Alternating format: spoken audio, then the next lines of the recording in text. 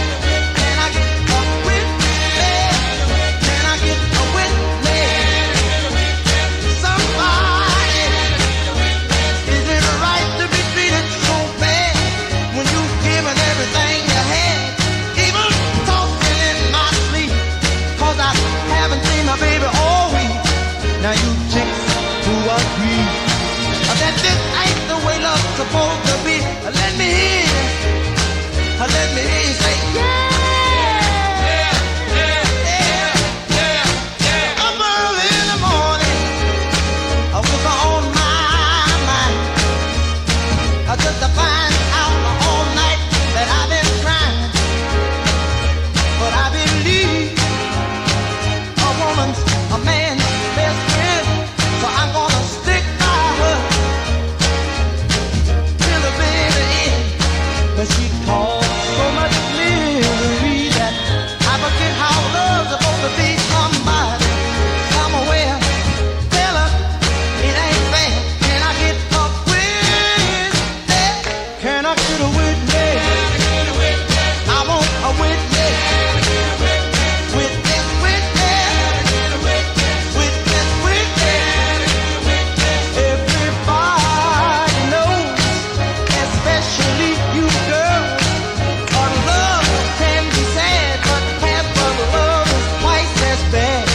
Now all you chicks agree that this ain't the way it's supposed to be. Let me hear you say yeah, yeah, yeah. I want a witness. I want a witness. Come on, witness. I want a witness. Just a little bit louder.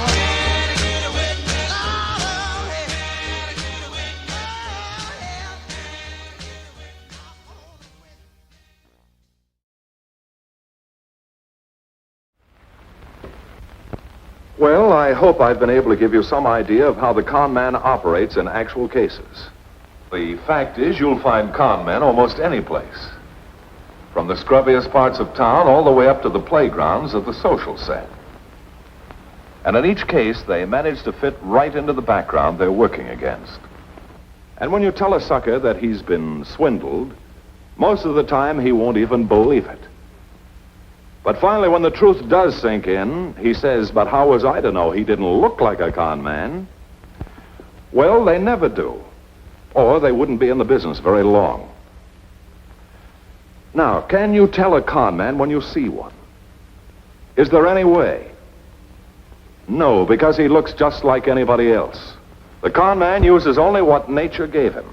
His brain, charm, an ingratiating manner, and an understanding of human nature that would do justice to a professor of psychology, believe me. And that brings up another important point in the con man's technique. The con man relies on something that I'm afraid is part of human nature. The irresistible desire to make fast money on a somewhat shady deal where you're sure you won't be caught. There seems to be a little larceny deep down in everybody's makeup. Just a spark. But the con man knows how to fan it into a hot flame. And that's just as unfortunate for the police as it is for the sucker. Because once a man who is otherwise been entirely honest lends himself to a shady deal, he's somewhat reluctant to complain to the law. And, of course, where there's no complaint, there's no arrest. And the con man goes on his merry way looking for another sucker who'll keep his mouth shut. Let's face the facts. No one's going to give you something for nothing. Well, hi, Keemosabis. It's Tony D'Angelo. It is January 15th, 2026, 3 p.m. Eastern, out of Domini in the year of our Lord. So happy to have you here for this edition of 30 with Tony. And I I can't tell you how happy I am that the attention that we're getting, the ground that we're breaking here and on the Lee Elsey Show, where I am just one of a multitude of contributors, much finer than I am.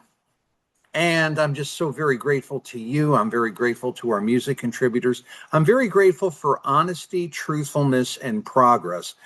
And today's story is the confidence game. Now, on the way in, I showed you another one of my favorite film clips from probably one of my favorite 1950s detective dramas, Racket Squad. And I have maintained since the beginning in the state of Connecticut. If you're watching from out of state, I think you'll find this interesting nonetheless. You could be thankful that what I'm about to show you is not taking place in your state. Or if it is, I'm going to give you valuable information so that you can defend yourself and defend your family, frankly, at some of the things that have been done here. But that all said, from the very beginning, I have maintained that our current governor, Ned Lamont, is a confidence man. He is not a gangster. He is not a Hitler. He is a confidence man. He has created a persona of being this wonderful, paternalistic, I care about you, I saved you from COVID, I did all this wonderful stuff for you, and I'm the only person looking out for you, where Republicans and Donald Trumps and conservatives and independents like me simply want to kill you. He has done this, and he has taken your state money, your millions of dollars in a multimedia contract, which has been shown over and over and over again. That has been my contribution, or one of my contributions, to the illusion that is Ned Lamont, to tell you this message that he is this wonderful guy. And he is not, in order to be a good confidence man, you have got to get the confidence of what is called your mark, in this case, the citizen. And you've got to make the citizen believe that you're really doing all these wonderful things. Now, when we look at the legacy of Lamont, we're going to get into that in just a moment. Keep in mind one thing, which I have not heard yet from any Republican candidate for governor. We'll get into that in a little bit this afternoon. But this is a man who took a company that was owned by his wife's partnership to make COVID tests, took state money in order to do it. The company that his wife, or the partnership that his wife owned, set up a couple of offshore funds, total and complete secrecy, and never even told you that he was doing it until yours truly mentioned it one day on a Facebook post. And I've got the post. Other slobs have come out and said, oh, I was the one that did it, or I was the guy that did it in the Hartford Courant, or I was the first guy that did it on WTN. No, I was the first guy that did it. And this was never, ever, ever, ever explored, never, ever, ever fought against sincerely. Bob Stefanowski ran for governor. He started on it, and he was off of that like a rabbit, inexplicably. And whenever somebody in government uses government to remotely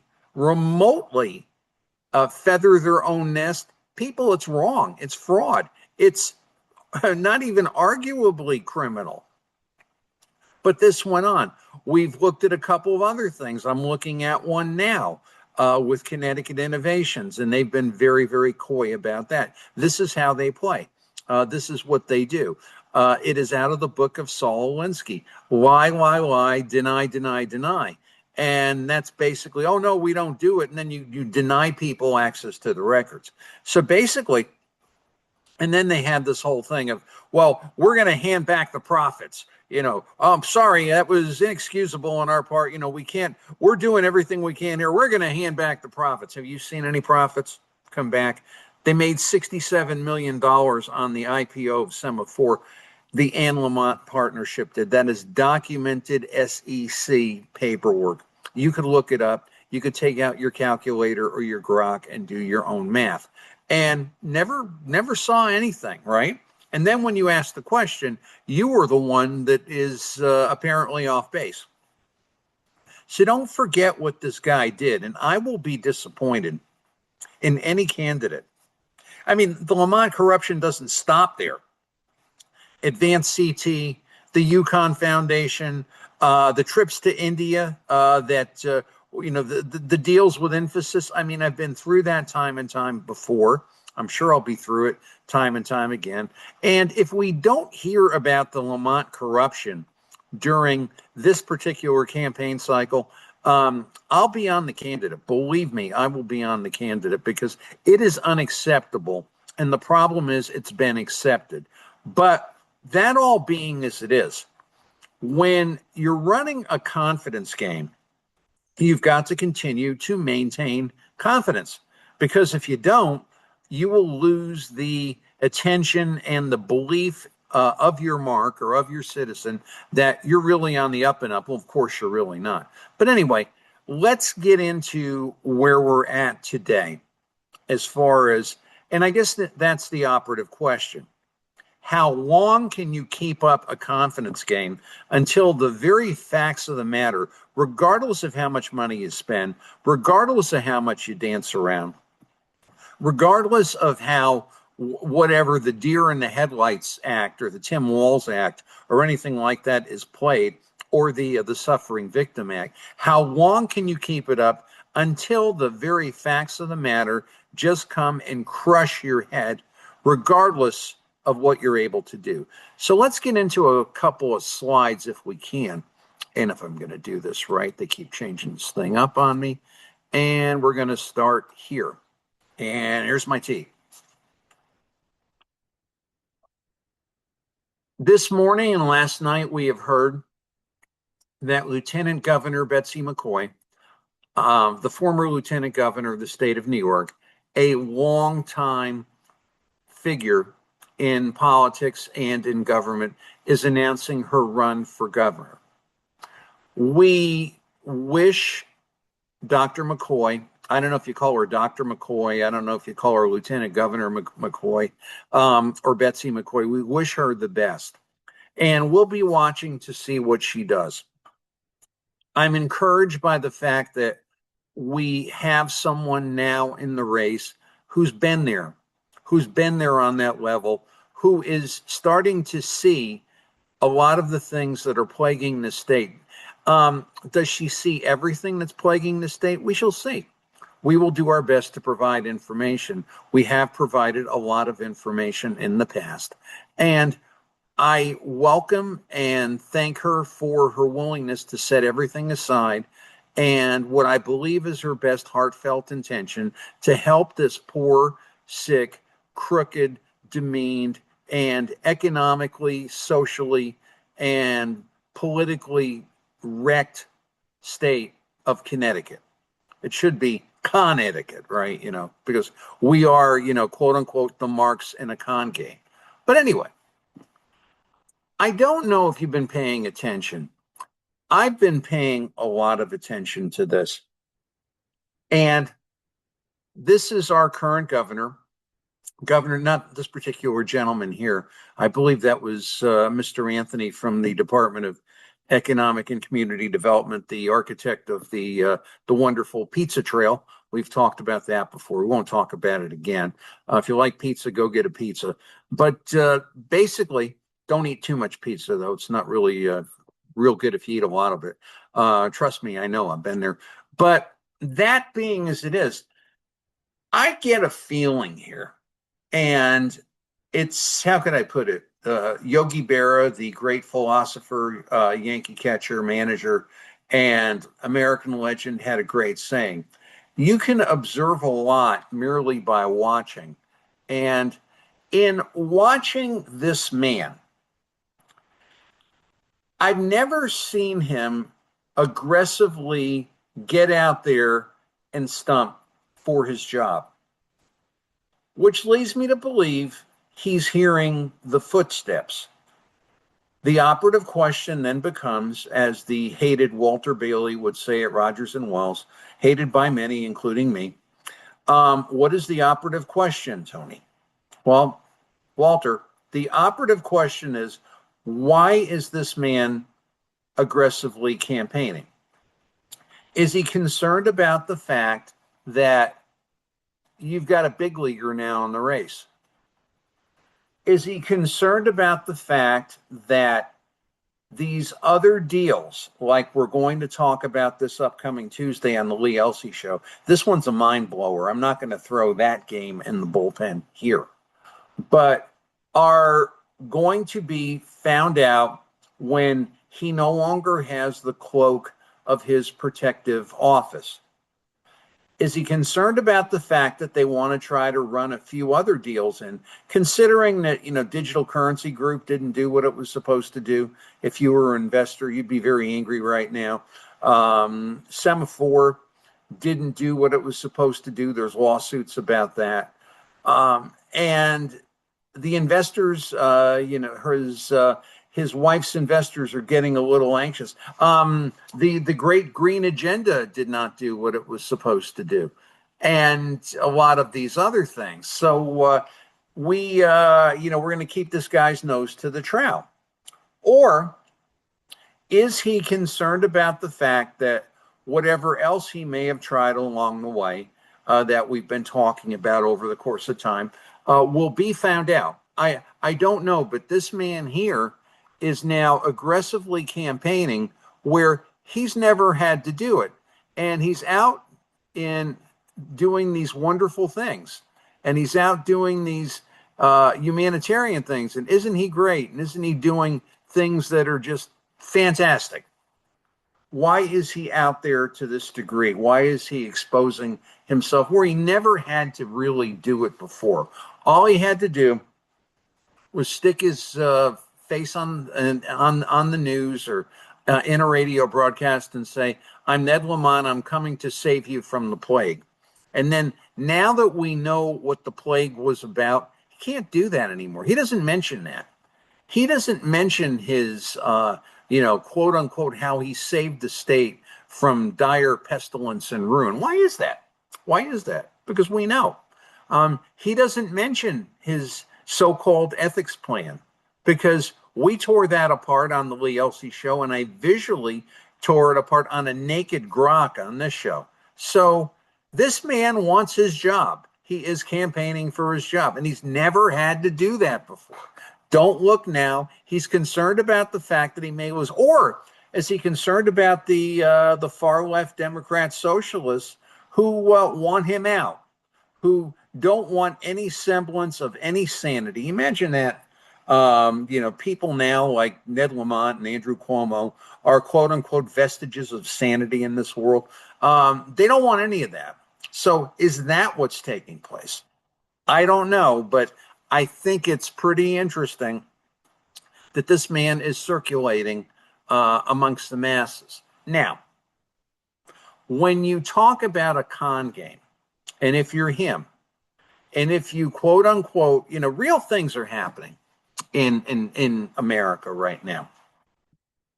Our president, Donald Trump, visited the automobile industry. He visited Ford Motor. Now, as you know, I am not a fan of the big three. I've had a grudge against the big three for years, especially GM. But that being as it is, and I've been through the litany of that, but take me at face value. I'm watching Donald Trump going to Ford. And other than the guy that gave him the bird, or threw the bird at him, and of course the president threw one back, and even that guy showing passion, I saw an American president go to Detroit, quote unquote, the mistake on Lake Ontario, and charge people up. Talk about good things that are happening. Talk about industry. Talk to the guy heading up Ford, Jim Farley, not one of my favorite people. And Jim Farley told him, Mr. President, we've got high-level manufacturing jobs here we can't fill. Real things happening. Real production happening in Detroit. And they're coming out with some new models. I mean, I got excited seeing that. It made me think of Ronald Reagan going to Chrysler, back in the Lee Iacocca days. So, I mean, real stuff is happening in other places. What does this guy going to give you? He's going to give you the pizza trail. Is he going to give you, what is this thing here? Digital creator something or other? What substance is there in what's happening here? And that's the whole thing. It's a con game. It's an illusion. It is the biggest thing that you could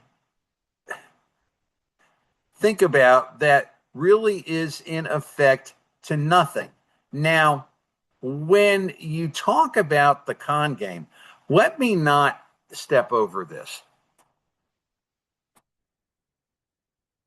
I'll bet you didn't know that we got a housing shortage. This guy's running around. He's signing the housing bills. He's saying, we've got to do something to get housing. We've got tremendous job growth and. This article showed up the other day in the Hartford Courant. And this is in Newington, a very busy area in the state of Connecticut, Route 15 coming right down the middle of the state. And you've got a problem here. These buildings are getting built, but they can't find people to live in them. Now, Economics 101, far beyond the range of just about most politicians and bureaucrats, there is a premise known as supply and demand. If there is a demand for something and the supply is short, number one, the price goes up, and number two, there are no oversupplies of that product because people want it. And this has been the way it's been since time immemorial with real estate. New Haven was a great example of this. New Haven, over the course of time, the housing market would boom. And then the boom would stretch out to quote unquote streets like maybe up Whaley Avenue, up Dixwell Avenue, maybe not really great neighborhoods, but there started to be a gentrification. And when the gentrification came, generally there was some horrible or stupid thing that the city did or which happened in the government that effectively stopped the boom there. And you started to have a disaster. I remember this particularly in the late 1980s. Condominium developments are going up all over the place. Things are being condoized. And then all of a sudden you had the 1986 Tax Act, which made that kind of development incredibly less favorable. And then the depreciation schedules became tightened. And I mean, you had quote unquote a major real estate collapse. Again, it's supply and demand. There was an overbuilding and there wasn't enough genuine demand to get the houses. Now, my stupid question here is, if we've got a housing shortage in Connecticut with the likes of him running around saying, we've got such a boom here, we've got to build more housing, then why are these developers giving you deals?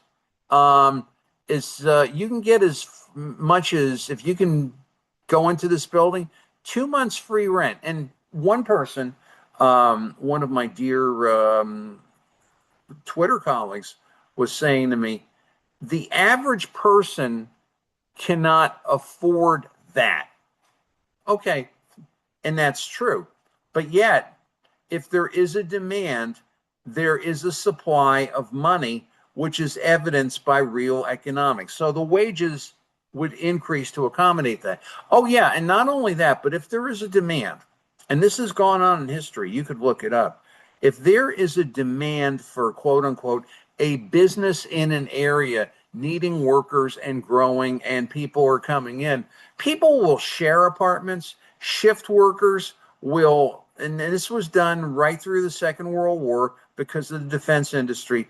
You know, when other people are out working in the plant, another group of people was there asleep in the building, and they would rotate back and forth. The demand and the supply are quote unquote driven by one another. That is a law. That is an absolute positive law.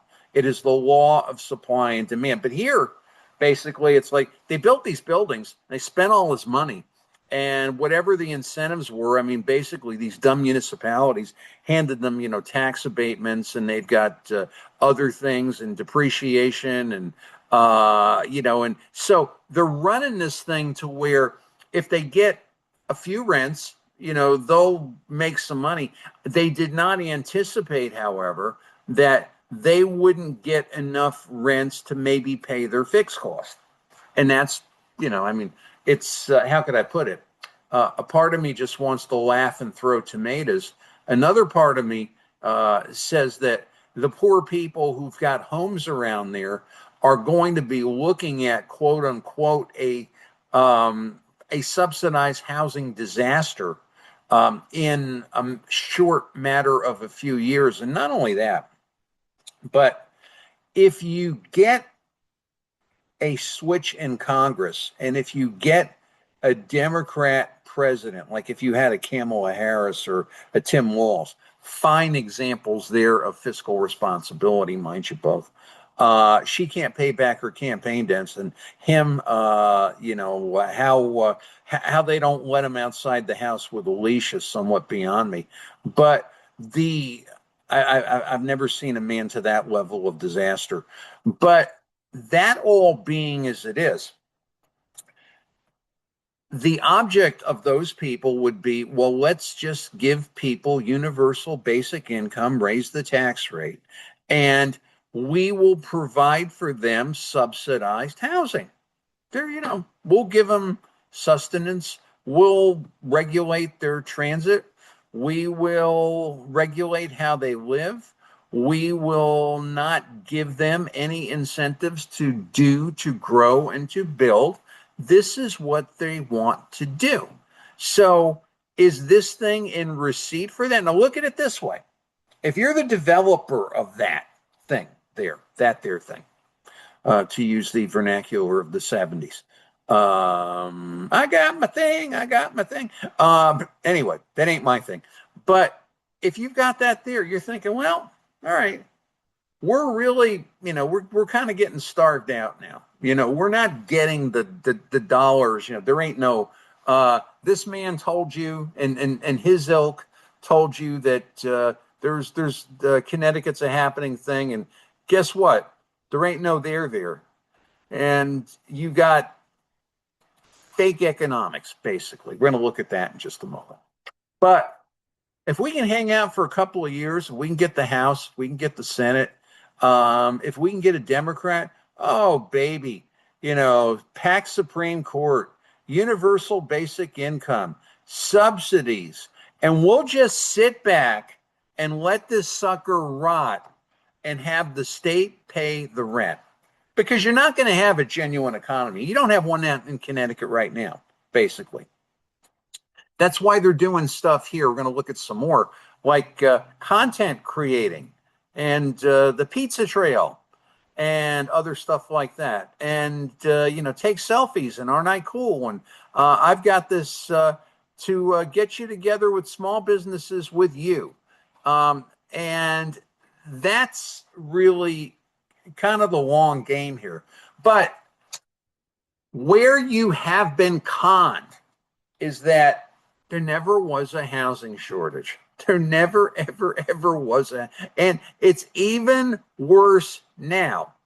And when these buildings go up, they are basically going up either on past promises, you know, the contracts are signed, so they got to try to do it. Maybe somewhere along the way, they'll run out of money and the state or somebody will come along and finish the project. Or They're really hoping that there's a bonanza along the way. This type of building is not generated. The idea here is not you will have a home, house, you will have a car, automobile, you will have a fence, you will have your own, electric system and water system. It has nothing to do with that. It does not comport to those desires. So basically, I ask the question, if you do not have a genuine demand for this, or put it this way, if you do have a genuine demand for this, why are you handing out freebies? Why are you handing out gimmies? And you look at, this is interesting here. Developers are divided about how much this signals a weakening of what has been a scorchingly hot market for new multifamily housing. But they agree that while parts of the market have cooled from the superheated levels of a couple of years ago, there's still plenty of room for growth. From their lips to God's ears, basically. That is the, shall we say, the term in the trade. But the scorchingly hot market was manufactured by the confidence game. There never was a scorchingly hot market. There never was a drive for people to come to Connecticut. Why would you come to Connecticut? To eat pizza? I don't know. I honestly, truthfully do not know. But basically, someone else comes along. We're seeing concessions such as 4 weeks. 4 weeks! 4 weeks of free rent appear more frequently. Listen. If I want to be a squatter, if I want to be a professional, whatever you want to call it, I don't know, vagabond, I'm going to each one of these things and saying, I'm going to try your apartment out for free. I hate it. I'm getting out of here. Basically, and don't think somebody's not going to do that. You never get to that unless you're desperate to get people. I mean, or am I nuts? Why would you do that? If you've got a hot thing that people want, why would you hand it out for free? You wouldn't.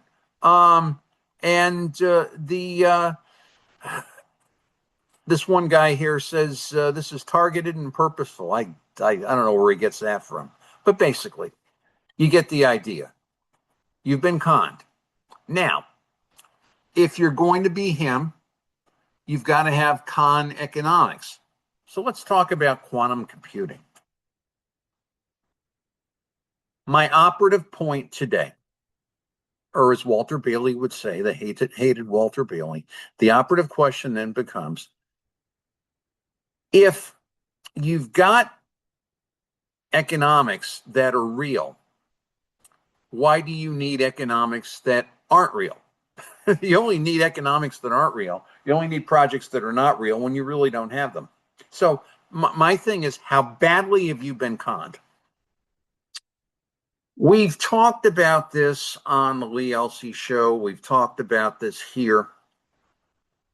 Connecticut is going to be the generator of quantum computing, and it's a public-private partnership accelerating the adoption of quantum technologies, industry expertise,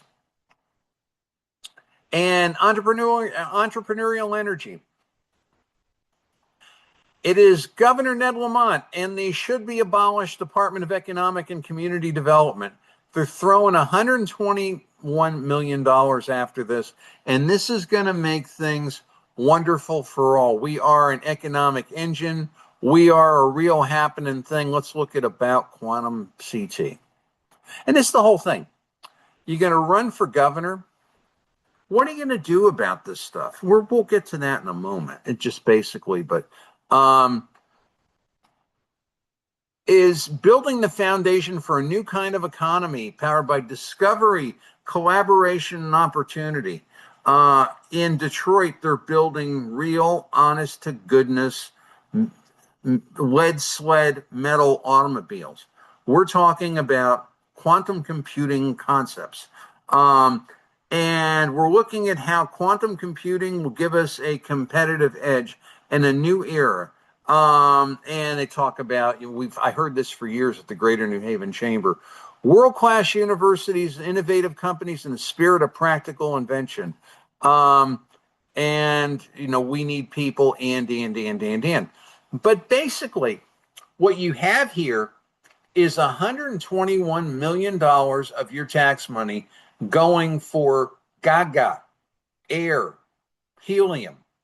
There is no substance to this whatsoever. And if you think I'm running my mouth on this, if you think I don't know what I'm talking about, well, I'm going to show you something because, again, how long can a con game go on where every con game, if you watch Racket Squad, every con game explodes. And a lot of the Lamont con games, whether they realized it or not, come right out of those old 50s dramas because there ain't one devil and there's nothing new under the sun. There ain't but one devil. But that all said, I want you to look at something here.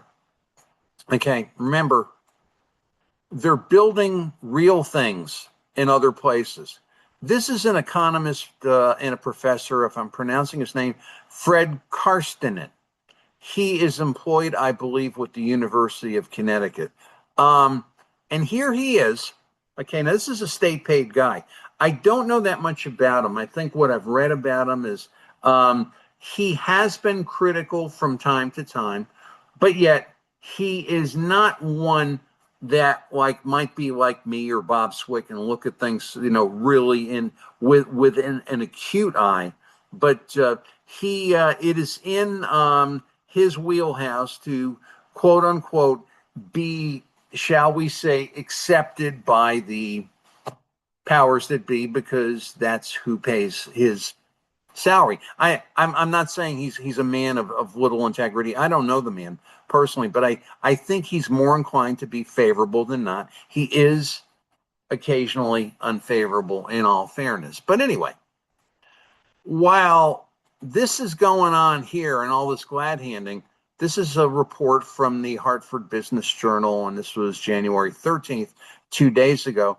The September jobs report, Connecticut is losing jobs. Hey, losing jobs. What are you going to do about that, right? Well, we got a housing shortage.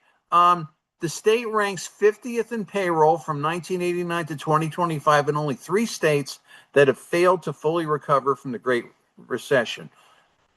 And let me just say this.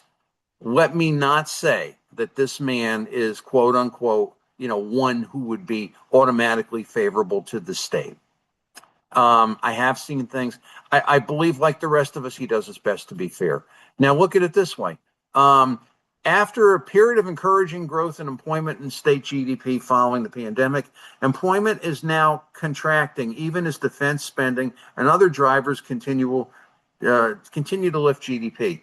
Now, this is the whole thing. Our economy is so weak and so pitiful.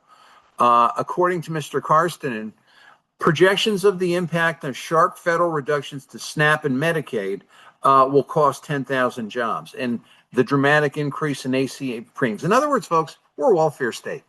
We exist on gimmies and giveaways. And then why does this keep doing this? Bear with me just a second.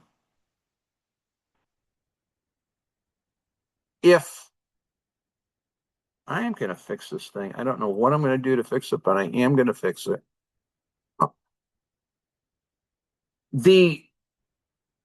If we lose our federal funding because of sanctuary states, what's going to happen then? It's like, this is absolutely positively unbelievable. And when you go to here, severe cuts to federal grants combined with a new tax on university endowments are already resulting in freezes and layoffs. And he goes on to say here, the wealthy support Connecticut. The national economic picture looks increasingly problematic. Well, to me, it looks great, Mr. Karstinen. I mean, basically, because I know when I see good things happening and they ain't happening here. Now, he says, Connecticut has weak IT infrastructure, ranking behind Vermont and New Hampshire.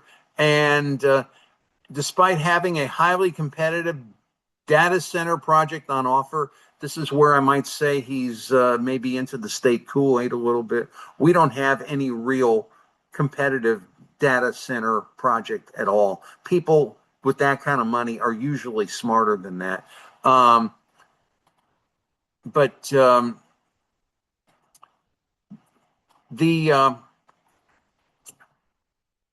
that, as he says, appears to have little interest in changing that dynamic. Now, Mr. Karstinen starts to talk about the quantum initiative. Remember, we just looked at that a couple of moments ago.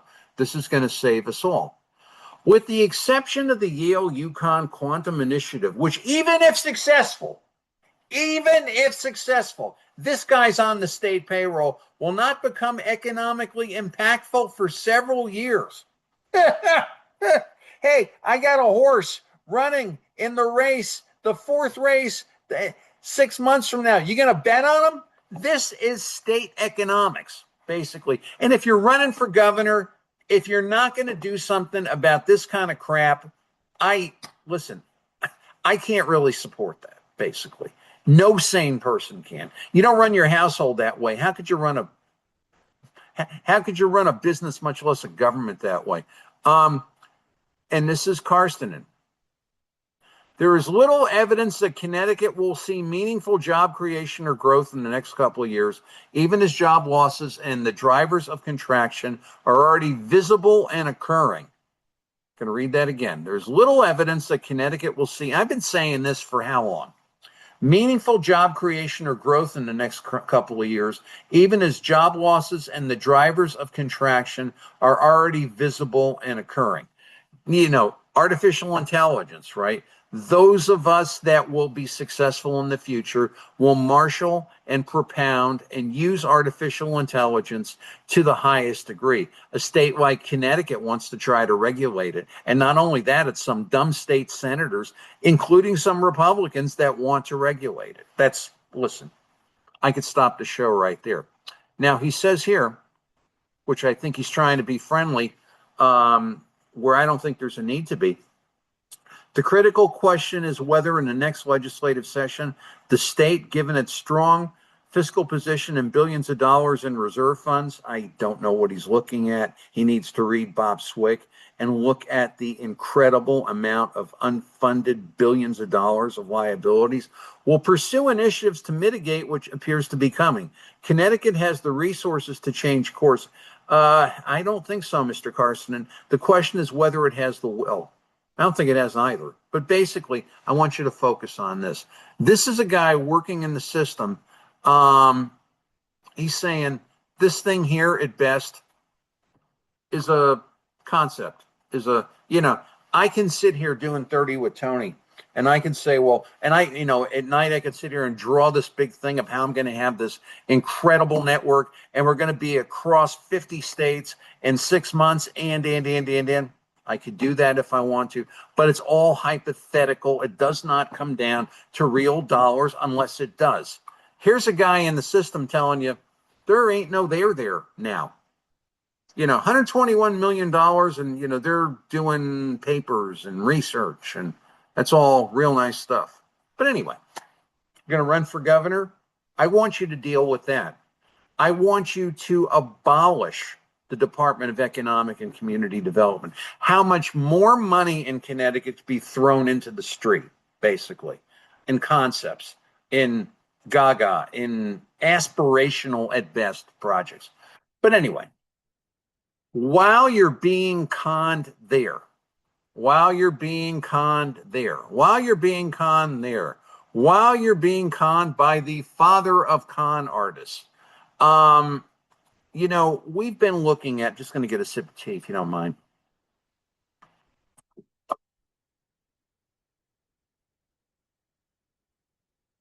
I'm going to give you a basic logic lesson that I don't have to give you because you already know. Let's just say you have trying to think of a good domestic example. You have a hole in your bathtub which goes right through the floor and into the basement. that's never happened to you. I hope it never does. And you notice it one night when you're taking a bath. What is the first thing you do? Well, the first thing you do is you do what you can to plug the hole. You do what you can to immediately remediate the situation. You do what you can to fix it so that you don't have that issue.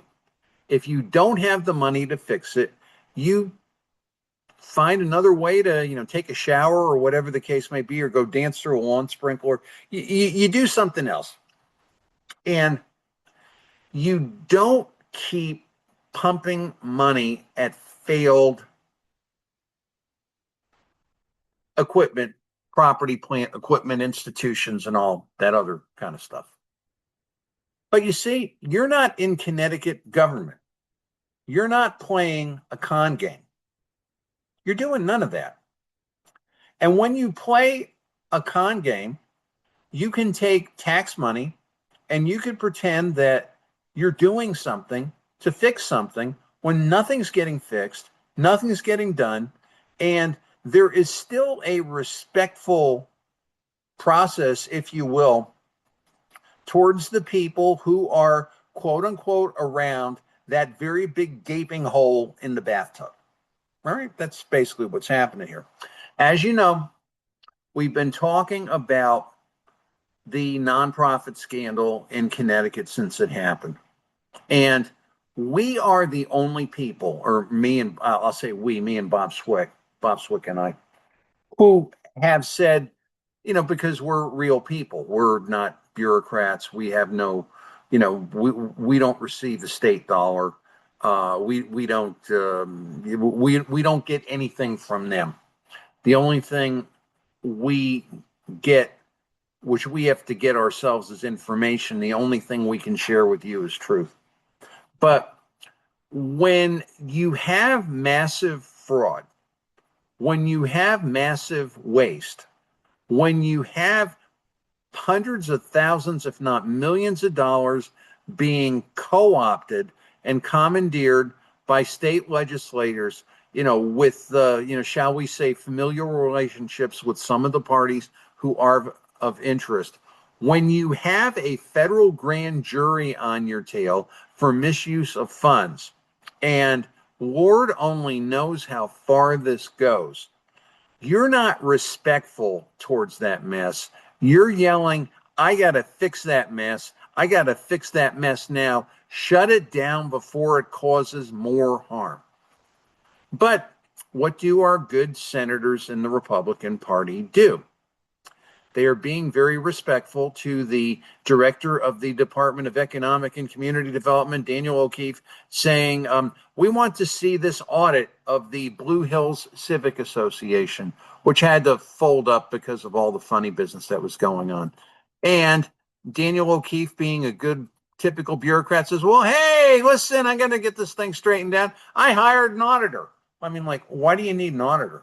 You need an auditor because you yourself do not know your own processes and trust your own bookkeeping to fix your own damn situation. Yeah, I mean, honestly, I just said a very stupid thing. I'm talking about an administrative agency in Connecticut, but I hired an auditor, and we're going to have, quote unquote, a very high level way of doing this. Meanwhile, all the water's going out, going out the bottom of the tub. Whatever took place between Blue Hills Civic Association, Douglas McCrory, Sansa Cicero, and the rest of them, whatever took place could be taking place at this very minute. Right now. There is no firewall. There is no outcry. And these guys here are looking for a very scholarly audit, of which the state will be spending $201,000 to fix it. Now, here I am getting a sip of tea. Why is it whenever I say, let's have a citizen Doge, give us the damn records, we'll tell you exactly what's happening? Because it's obvious they don't want, it's like the voter fraud thing, right? Or shall I say the suspect voter fraud, turning over the records in the state of Connecticut, that they don't want to turn it over because, ostensibly you look more suspicious by not turning it over because it is the ostensible appearance of funny business. Well, here they're trying to go very slowly as the water's going out the bathtub and into the basement. I mean, what else could it be? But $200,000. They're going to pay auditors, going to do this real boss report, and they're going to have these neat things. Oh, they did this and they did that, and there's going to be some things that the auditors miss. And, like Swick or I will pick them up on the Lee Elsey show to show you what's really happening. But basically, this is our typical thing that we've got to get an audit. We got to get to save yourself the money. Hey, governor candidate, let's have a citizen Doge. Betsy McCoy, congratulations. Start talking about a citizen Doge. Start talking about people going after their own resources and getting this stuff in a way. Oh, yeah, by the way, if you're an auditor, you're getting paid by the state of Connecticut. You got a nice little, whatever you want to call it, how could I put it? Sort of like a nice little state paid gig where you can walk in and ask for things and get some business and get some prestige that you're the one that fixed the problem, or obviously the problem should have been fixed years ago. And obviously the question is, why are you still pouring water down a bathtub with a hole in it? This Clifton Larson outfit got $5.53 million for all the time it's been there. I mean, hey, listen, man, nice work if you can get it, but you think in order to get it, you're not going to tick off the state to the nth degree where you're not going to get this work again, frankly. You are not going to work yourself out of a job. You are not, if you see something, you're not going to say something that would quote unquote, shall we say, cause the alarm that is necessary when the water is going down the bathtub into the basement. No, you're not going to do that. You're just going to continue to have a nice gig. And this is the whole thing. This is the level of which you have been conned. When people get together, it's like, well, we're gonna have a forensic audit. Well, why do you need a forensic audit? I mean, you got books, right? I mean, basically, is what went on there? I mean, did people torch things? Did they quote unquote, throw computers into buckets of bleach? I mean, what the hell went on here, frankly? I mean, and if they did, shouldn't we as citizens know about it? I mean, it's like there wasn't that much money in the Blue Hills Civic Association to require forensics. Occasionally I'll brush against a couple of estates and trusts that are bigger than that. And believe me, they don't need forensic audits. But this is, as you come down here, Director O'Keefe says, let me just see if I can just isolate this one paragraph. We've been working hard to find ways to be more efficient while improving the level of service that Connecticut businesses, municipalities, and residents expect and deserve. I mean, it's kind of like Tim Walz telling you how he wants Minnesota to be safe for all. To what level have you been conned? That's basically it. If you're going to fix Connecticut, you've got to fix stuff like this. You've got to fix him. You've got to make sure that something like this doesn't happen again, that we've got real ethics laws with real ethics people, with real transparency, with real-time financial disclosures, with real economics taking place, and real scrutiny upon elected officials. If you're going to stop being conned, you've got to, if you say there is a need, you've got to prove that need. You've got to prove metrics. You've got to prove desire. You've got to prove what's really happening. Because basically what we're looking at here, folks, sorry to say, is the slums of the future. Because when the dollars do not meet up with the expenses, the thing that would come in next is subsidies. I had a fight, you can look it up on Twitter, with actually he ran, typical of him, Jason Rojas, and the legislature about, and I said, he just started with the insults, which is about all he can do. And I said, Jason, people that set up public housing years ago, it was not built to be a slum. That is a racist lie. It was built to be working class housing for working class people to give them a better opportunity. Churches were involved, businesses were involved. Everybody had something to gain. Where they started to fall off was because of the fact that the mismanagement got into the wood, and when unfavorable, shall we say, characters started to get into these things, the cities just didn't administrate, basically. And Connecticut and the projects didn't administrate. And Connecticut had Father Panic Village. Stamford had Southfield Village. Stamford had Merrill Avenue. Stamford had Connecticut Avenue, on and on and on and on. You know, Barnum Court, you name it. And basically they all ended up in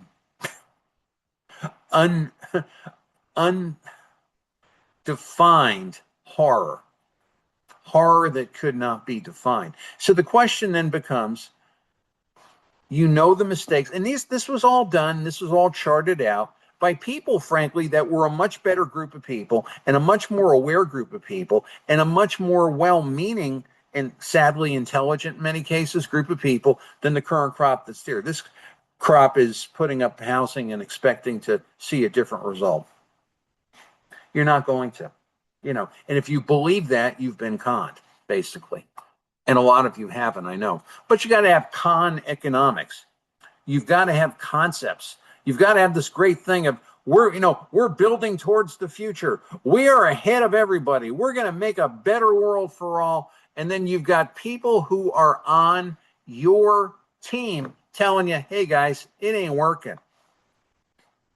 I'm laying it right here today where it is, basically. And when you have a sieve, when you've got something that is quote unquote, like, I mean, sick and sickening, they dance around like maypoles looking for formalities, and they pay another audit, and they have another buddy deal, and they would never, ever, you know, say that they would agree with a citizen Doge, because that, of course, would reveal their own shortcomings. They're going to give an auditor firm, you know, big bucks. $200,000 on that deal, $5.53 million since the history. I'm going to stop the show.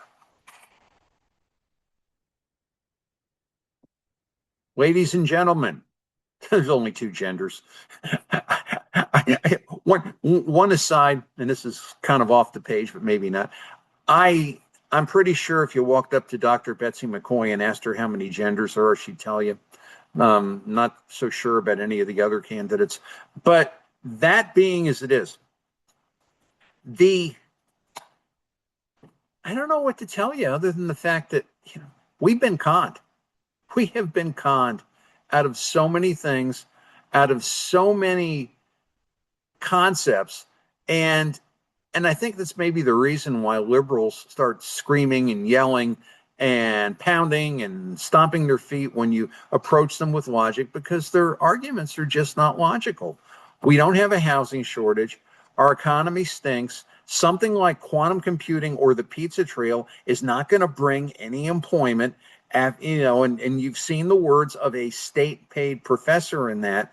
And oh, by the way, we're going to fix the Department of Economic and Community Development to be a help to people, where really the thing needs to be throttled, torched, abolished, and get real economics in the state, like lower tax rates, like safety, like investment credits, and things like that, where people will regulate themselves without the need for a stupid, silly, obstructionist, overpaid government. I mean, it's simple as that and just as difficult. God, I love Charlie Mazer. My seventh grade English teacher, not speaking real good English, told me that. Mr. D'Angelo, it's simple as that and just as difficult. It is. And unfortunately, it's difficult right now, but we do our best to make things simpler here on 30 with Tony. So it's 30 with Tony. It is January 15, 2026.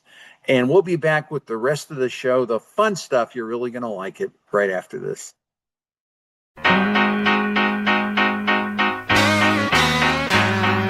I can tell electric stories that will surely blow your mind.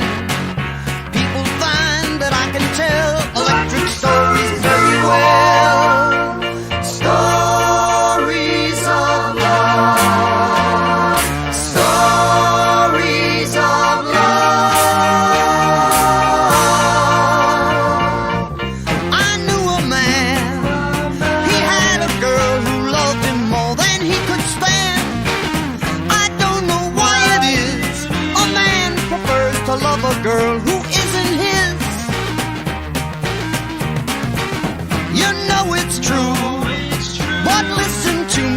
girls, I'll tell you what to do. Punish them all to keep your man, you drive him up the wall. I can tell electric stories that will surely blow your mind. People find that I can tell electric stories very well. Stories of love. Stories of love. Now this here girl, the one whose man left her to look around the world, she heard my storyline, took my advice, and all her love affairs were fine. Then came the day, the man she loved returned to take her breath away. She made him cry, she made him beg her, then she said goodbye.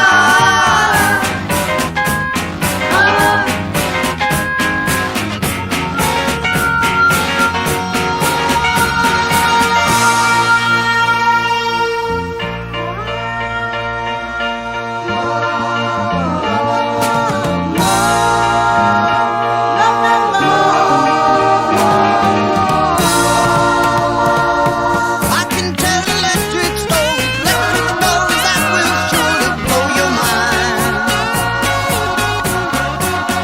I can tell electric stories that will surely blow your mind.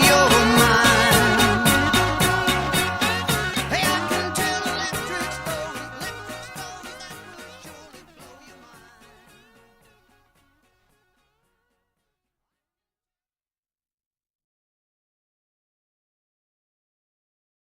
HMO Sobbies. It's the Trickster. It's time for a 30 with Tony classic movie review. And here's Tony.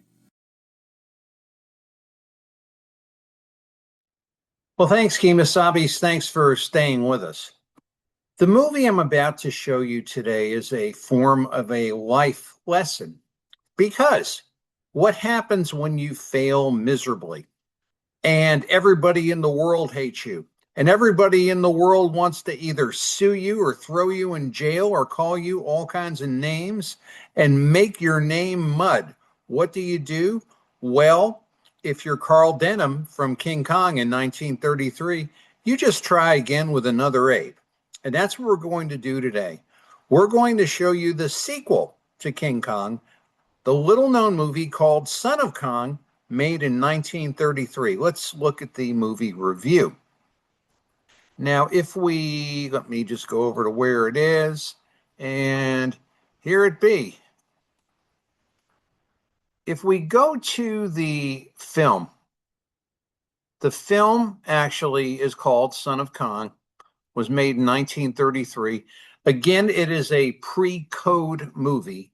The morality code, what was known as the Hayes Office, did not get started until 1935. So some of the movies that you saw in the early talkies era between maybe 1929 and 1934 were, shall we say, for mature audiences.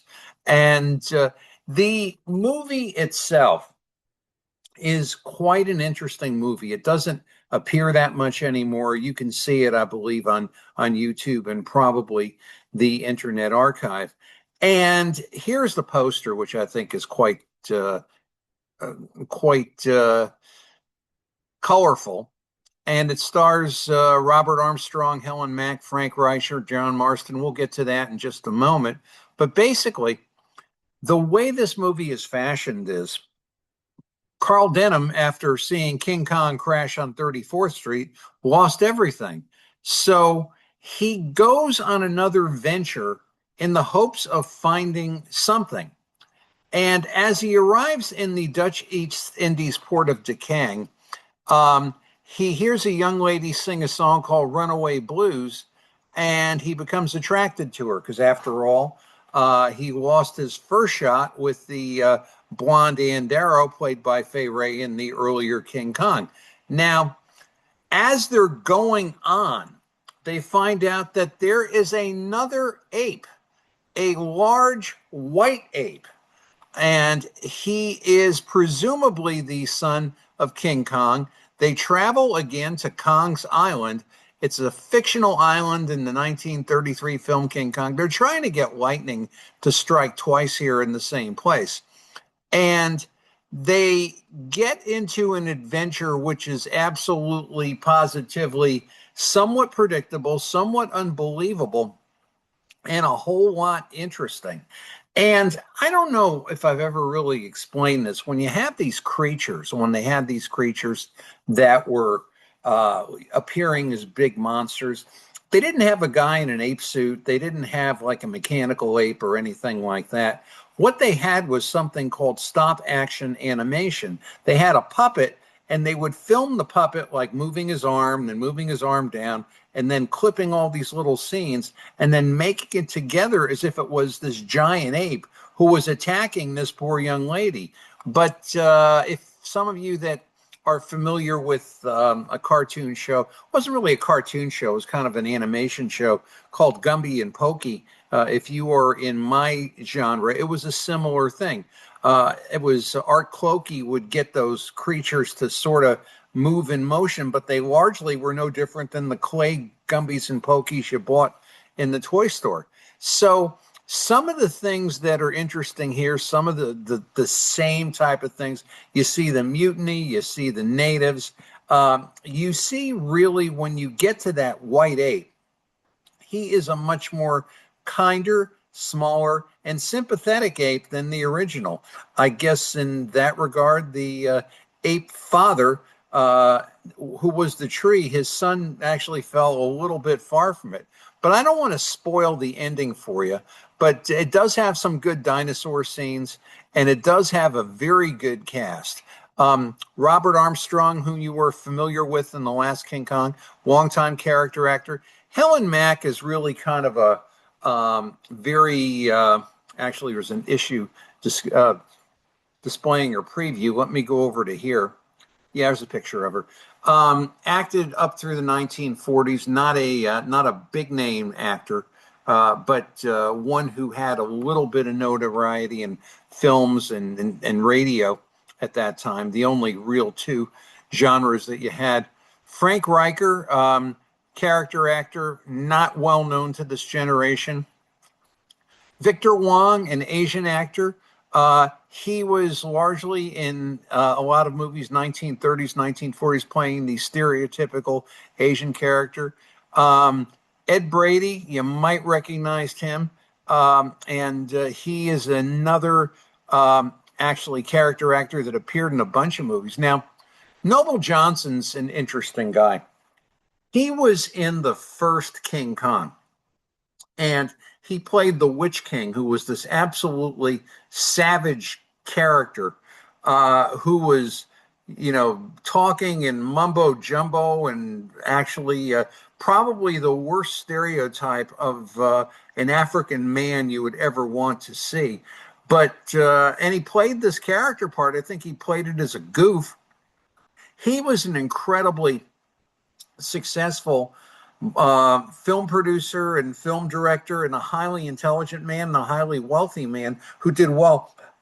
I think he played the part as a goof, frankly, so that everybody would have a laugh. Back in those days, we can laugh. Now we get offended. Steve Clementi, he played the witch doctor. He was in the last King Kong. And then the other players are actually kind of minor as far as that is concerned. You won't recognize them. But what I would ask you to do, if you have absolutely nothing to do, you can say that I told you to do this on 30 with Tony, is to watch the original King Kong and then watch this Kong and find out what finally happens to Carl Denham when he tries again and tries to bring another ape to the mainland. The film, Son of Kong, made in 1933, again starring Robert Armstrong, Helen Mack, Frank Reicher, and the irrepressible Noble Johnson. Let's go to the trailer. I found the original trailer, and let's go to the movies.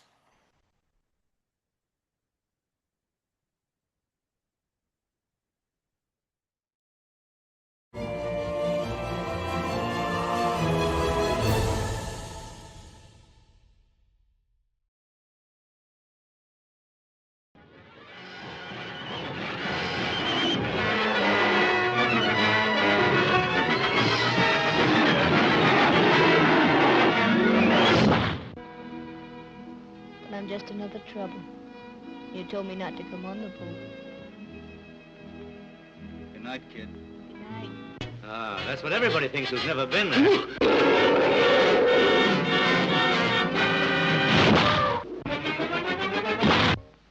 Skipper, believe it or not, there's a little calm. What? A little How little?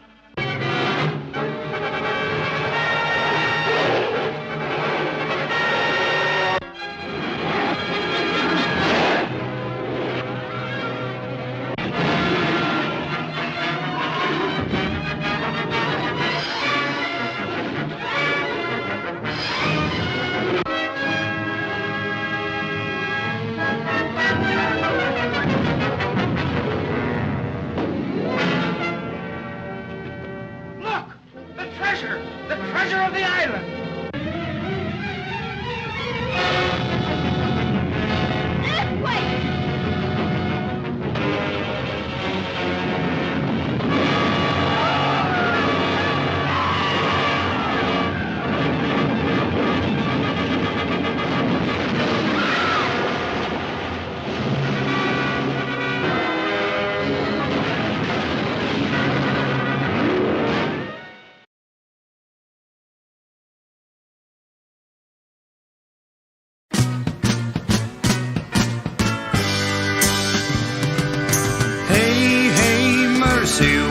Plays a song and no one listens. I need help, I'm falling again.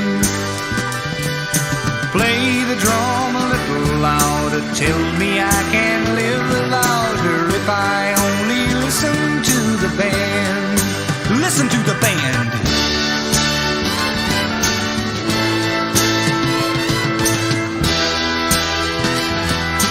Weren't they good? They made me happy. I think I can make it alone.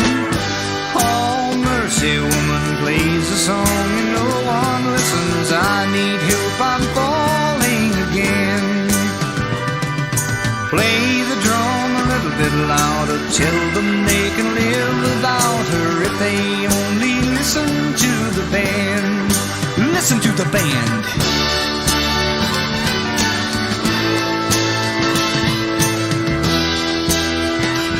Now weren't they good? They made me happy. I think I can make it alone. Oh, woman plays a song and no one listens. I need help, I'm falling again. Come on, play the drums just a little bit louder. Tell us we can live without her now that we have listened to the band.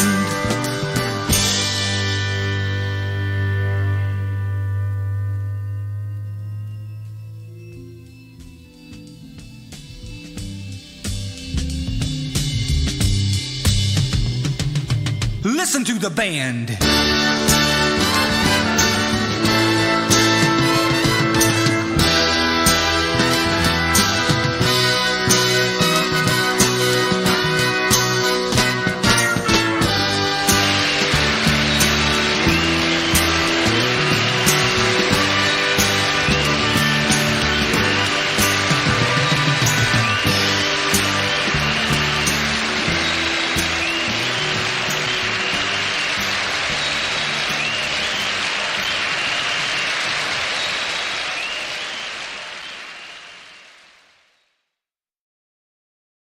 With Tony Thursdays 3 Eastern on Twitter. Well, thanks, Kemosabe's. Thanks for staying with us. Charlie was an ambitious young man. He got a job in the movie industry working as a scenic set designer. But the job really didn't work out, unfortunately. It came about 11 o'clock in the morning, and the boss called him in and said, pack up your things. This is not for you. You have to leave. Charlie left without making a scene. It'll catch up to you. It's Tony D'Angelo here on 30 with Tony. Thanks, Kemosabe's. Thanks for staying with us. You guys be safe, be well, and have a great weekend. We will see you next week on another edition of 30 with Tony. Catch me on the Lee Elsey Show, 7 a.m. Tuesdays Eastern Time. Both times, both places, we take it from the top and we make it hurt. Bye, Kemosabe's.